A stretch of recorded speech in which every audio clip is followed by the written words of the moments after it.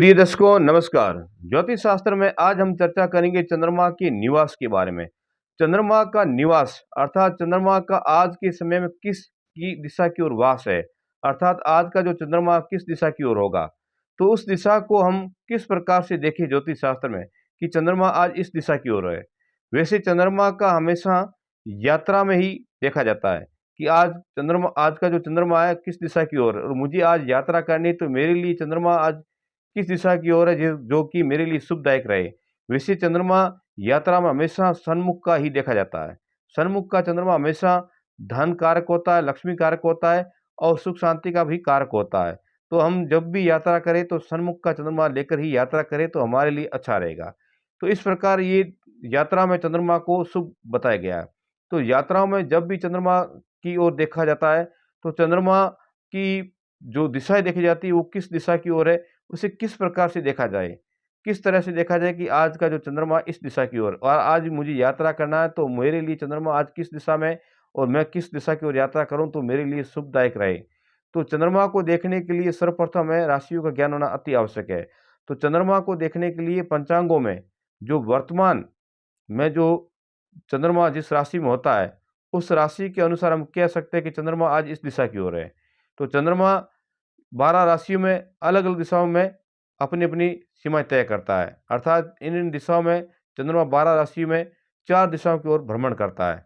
तो चारों दिशाओं में चंद्रमा भ्रमण करता है, तो वो कौन-कौन सी राशि में किस-किस दिशा की ओर भ्रमण करता है, तो आज हम उसी के बारे में चर्चा करेंगे।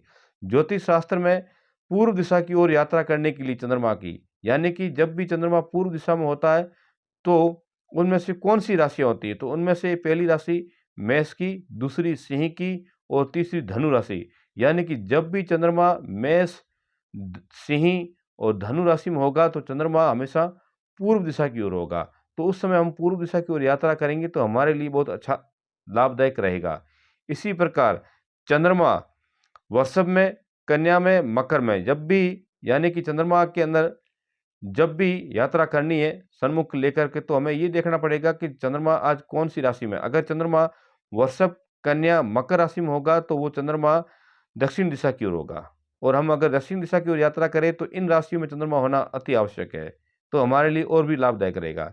इसी प्रकार अब देखेंगे चंद्रमा पश्चिमी की दिशा की ओर। चंद्रमा पश्चिमी दिशा में कब जाता है? तो चंद्रमा पश्चिमी दिशा की ओर तब होता है जब मिथुन राशि में चंद्रमा हो, या फिर तुला राशि में चंद्रमा हो, या फिर कुंभ राशि का चंद्रमा हो। इन तीनों में से किसी एक राशि का हो तो चंद्रमा हमेशा ये रहता है पश्चिमी दिशा की ओर। इसी प्रकार उत्तर दिशा में चंद्रमा का वास कब होता है? जब चंद्रमा कर्क राशि में हो, या वृश्चिक राशि में हो, या फिर मीन राशि में हो। इन तीनों में से किसी एक राशि में हो तो चंद्रमा हमेशा उत्तरी दिशा की ओर निवास करता है। तो इस प्रकार चंद्रमा को चारों दिशाओं में भ्रमण बताया गया है कि इस तरह से चंद्रमा भ्रमण करता है। तो ये भ्रमण करना, चंद्रमा एक-एक राशि पर भ्रमण करता है तो वो अलग-अलग दिशा की ओर तय करता है।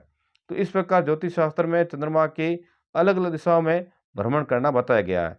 तो ये राशियों के आधार पर हम तय करते हैं कि चंद्रमा आज इस दिशा की ओर है।